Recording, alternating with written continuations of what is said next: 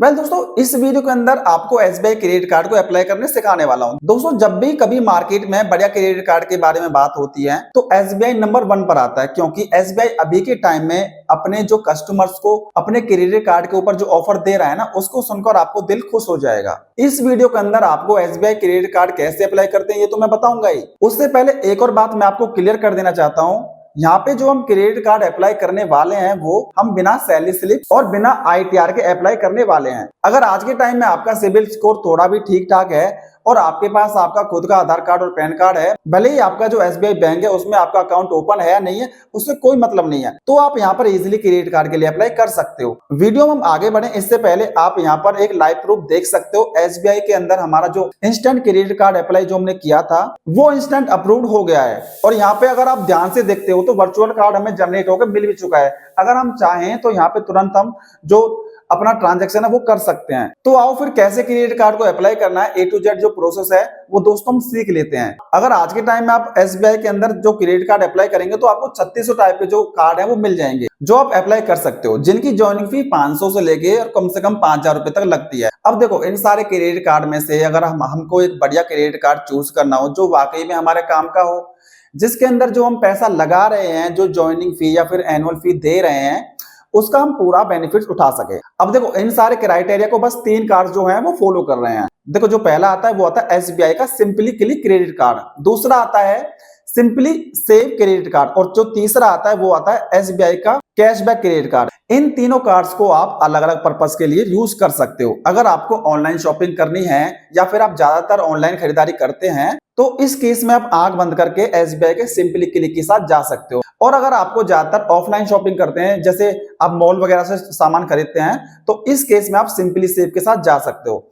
दोनों credit card अपने अपने अलग फायदे हैं। तो स्क्रीन के ऊपर आपको दोनों कार्ड्स के बेनिफिट्स नजर आ रहे होंगे। अगर वहीं दोस्तों आप क्रेडिट कार्ड अप्लाई कर रहे हैं तो यहाँ पे अगर आपको एसबीआई कैशबैक क्रेडिट कार्ड मिल रहा है, मतलब यहाँ पर 999 की ज्वाइनिंग फी है और इस कार्ड के अंदर क्या है कि जो फ्लिपकार्ट और अमेजोन के ऊपर आपको 5% तक का कैशबैक मिल जाता है और भी बहुत सारे बेनिफिट्स मिलते हैं जो आपको स्क्रीन पर नजर आ रहे होंगे। सारे बेनिफिट्स आपको इस कार्ड के अंदर देखने को मिल जाते हैं। अगर आपको लगता है कि जो हमारा सिबिल स्कोर अच्छा है तो यहाँ पे आप एसबीआई का कैशबैक जो क्रेडिट कार्ड के लिए अप्लाई कर सकते हो। अगर आपको लगता है कि जो हमारा सिबिल स्कोर है वो एवरेज है तो इस केस में आप सिंपली सेव या फिर सिंपली क्लिक क्रेडिट कार्ड के साथ जा सकते हो। तो यहाँ पे दोस्तों आपको सिंपली क्लिक का जो अप्लाई कंप्लीट प्रोसेस दिखाने वाला हूं, तो चलिए फिर फटाफट अप्लाई प्रोसेस को शुरू कर देते हैं। हाँ तो दोस्तों एसबीआई क्रेडिट कार्ड अप्लाई करने के लिए जो वीडियो आप देख रहे हैं इसी वीडियो के डिस्क्रिप्शन में मैंने लिंक दी हुई है। आप उस लिंक पर क्लिक करके वो उस कार्ड को अप्लाई कर सकते हो। तो जैसे ही आप उस लिंक पर क्लिक करते हो तो आपको कुछ ऐसा इंटरफेस देखने को मिलेगा।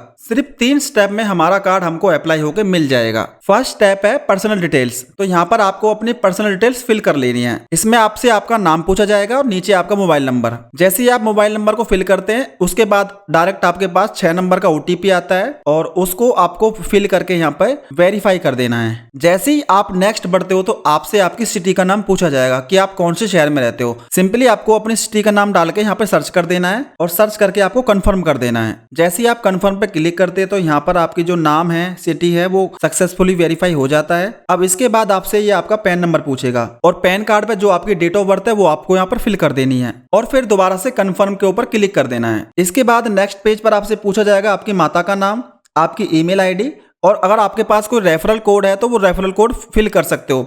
ये सब फिल करने के बाद आपको जो ये डिक्लेयर का चेक मार्क है यहाँ पर इसको आपको ऑन कर देना है और फिर आपको बढ़ जाना है कंटिन्यू टू स्टेप 2। इसके बाद आपका जो दूसरा स्टेप चालू हो जाता है। दोस्तों नेक्स्ट स्टेप में आपसे ये पूछता है कि आप सैलरीड पर्सन हो, सेल्फ एम्प्लॉयड हो या फिर रिटायर्ड पर्सन हो। तो इनमें से आप जो भी हो आप उसको क्लिक कर सकते हो। और दोस्तों देखो मैं आपको एक और बात बता दूं, अगर आप रिटायर्ड पर्सन हो तो आपका जो कार्ड है वो इंस्टेंट रिजेक्ट कर दिया जाएगा। तो सैलरीड पर्सन क्या होता है और सेल्फ एम्प्लॉयड क्या होता है तो मुझे तो नहीं लगता कि ज्यादा आपको बताने की जरूरत है, ये तो आप समझ चुके होंगे। तो दोस्तों अगर आप सैलरीड पर्सन सिलेक्ट करते हो तो यहाँ से आपके कंपनी नेम और आपकी डेजिग्नेशन नाम को पूछा जाएगा। तो आपको अपनी कंपनी नेम और डेजिग्नेशन नेम को फिल कर देना और कंटिन्यू पर क्लिक कर देना है। अब दोस्तों नेक्स्ट स्टेप में आपको फिल करना है आपका एड्रेस। एड्रेस में आपको विलेज, आपका सेक्टर या फिर आपकी जो कॉलोनी है जो वो आपको फिल कर देनी है। आपका पिन कोड, आपकी सिटी और आपका स्टेट यहाँ पर आपको फिल कर देना है। इसके बाद आपको क्लिक कर देना है कंटिन्यू टू स्टेप 3। जैसे ही आप स्टेप 3 पर आते हैं आपके पास इंटरफेस आता है DigiLocker for instant KYC verification. तो सिंपली आपको यहाँ पर नीचे कंटिन्यू टू डिजिलॉकर पर क्लिक कर देना है। तो नेक्स्ट आपको क्या करना है कि आपको अपना आधार कार्ड का नंबर फिल कर देना है और कैप्चा फिल करके नेक्स्ट पर क्लिक कर देना है। अब क्या होगा कि जो आपके आधार कार्ड के साथ आपका मोबाइल नंबर लिंक है उसके ऊपर 6 डिजिट का OTP जाएगा, उसको यहाँ पर फिल करके वेरीफाई कर देना है। अब दोस्तों नेक्स्ट स्टेप में आपसे आपका सिक्योरिटी पिन पूछा जाएगा।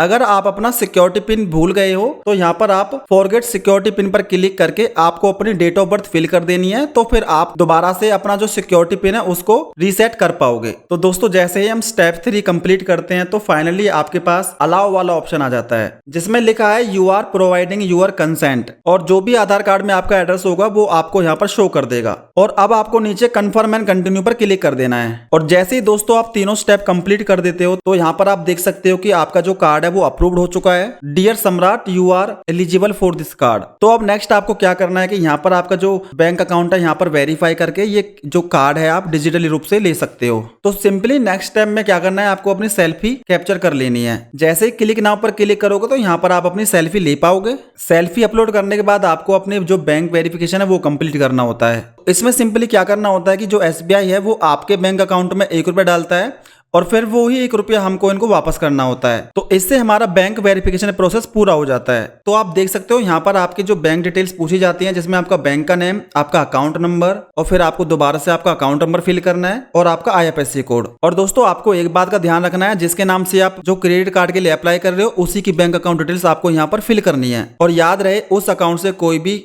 फोन पे, गूगल पे या फिर कोई भी UPI एप्लीकेशन चल रही हो। तो जैसे ही आप बैंक अकाउंट डिटेल्स को फिल कर लेते हो तो यहाँ पर आप देख रहे हो कि जो SBI ने हमारे बैंक अकाउंट में 1 रुपया डाल दिया है। तो अब क्या करना है कि हमें जो ये 1 रुपया है वापस SBI को पे करना है। तो हमें कंटिन्यू टू पे पर क्लिक करेंगे और फिर पूछ रहा है कि आप नेट बैंकिंग का यूज करोगे या फिर UPI का। तो सिंपली UPI पे क्लिक करके आपको आगे बढ़ जाना है। तो नेक्स्ट आपको जो UPI ID है आपकी वो फिल करके और मेक पेमेंट पर क्लिक कर देना है। तो SBI की तरफ से हमारे फोन पे में रिक्वेस्ट आ चुकी है।